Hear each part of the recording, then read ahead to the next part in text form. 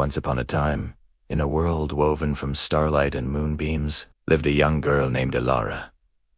She wasn't a princess, nor was she born with magical powers. Her home was a small, cozy cottage at the edge of the Whispering Woods, a place said to be enchanted. Elara's greatest treasure was her sketchbook, filled not with drawings of people or places, but with patterns she saw in nature, the swirl of a snail's shell, the intricate veins of a leaf, the fractal frost on her windowpane. One evening, as a silver moon hung high in the sky, Elara noticed a strange light pulsing deep within the woods. It was a soft, gentle glow, like a trapped firefly, but much larger. Curiosity, a force stronger than any fear, pulled her from her cottage and into the twilight forest. The air grew cooler, and the usual sounds of the night, the hoot of an owl, the rustle of unseen creatures, seemed to hold their breath as she walked deeper. She followed the light to a clearing she had never seen before. In the center stood an ancient, colossal tree, its branches so vast they seemed to hold up the night sky. The light wasn't coming from the tree itself, but from its roots. They were exposed, twisting above the ground like sleeping serpents, and they were slowly turning to a dull, lifeless gray. The soft glow was fading from the heart of the root system. As Elara stepped closer, a voice, soft as rustling leaves, echoed in her mind. "The heart of the forest is fading," it whispered. "The patterns are broken." Suddenly, a small, luminous creature, like a hummingbird made of pure light, fluttered out from a hollow in the tree. It darted around Elara, its light dimming and brightening with each beat of its tiny wings. This was Lumina, the guardian spirit of the woods. Lumina communicated not with words, but with images that bloomed in Elara's mind.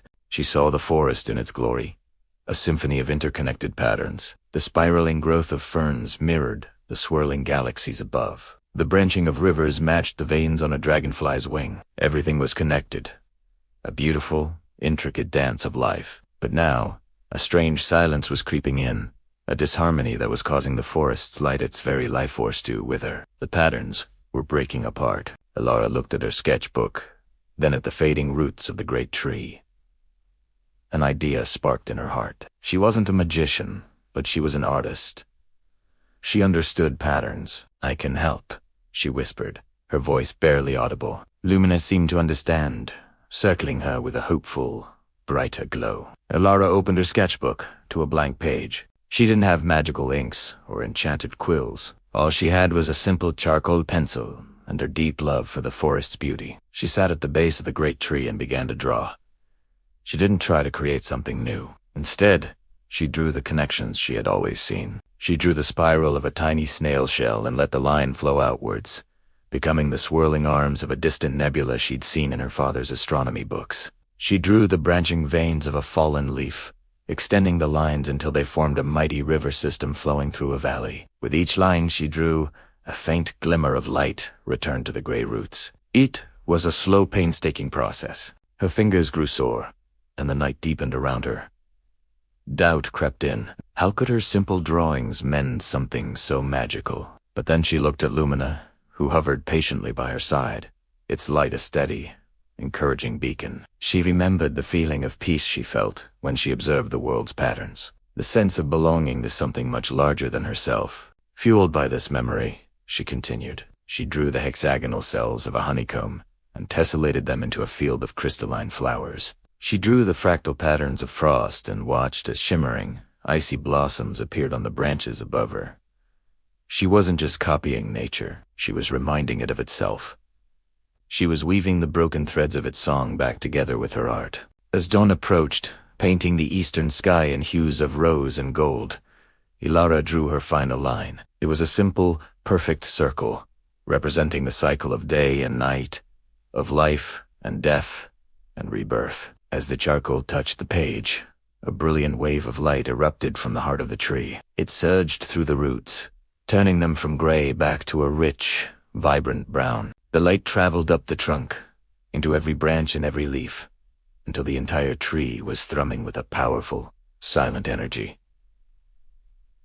The light washed over the entire forest. Faded flowers regained their color. Silent streams began to gurgle and sing, and the air filled with the buzz and hum of life renewed. The whispering woods was no longer just whispering. It was singing a joyous, harmonious song. Elara, exhausted, but filled with a profound sense of peace, looked up at the magnificent tree. Lumina fluttered before her, now shining with a light so bright it was almost blinding. The spirit dipped in a graceful bow before dissolving into 1,000 tiny sparks of light that scattered throughout the forest, carrying the restored patterns to every corner. When Elara returned to her cottage, the world looked different. It was more vibrant, more alive. She still saw the patterns everywhere, but now she understood their importance. They weren't just beautiful. They were the language of life itself, the invisible threads that connected everything. From that day on, Elara continued to fill her sketchbooks, but her art had a new purpose.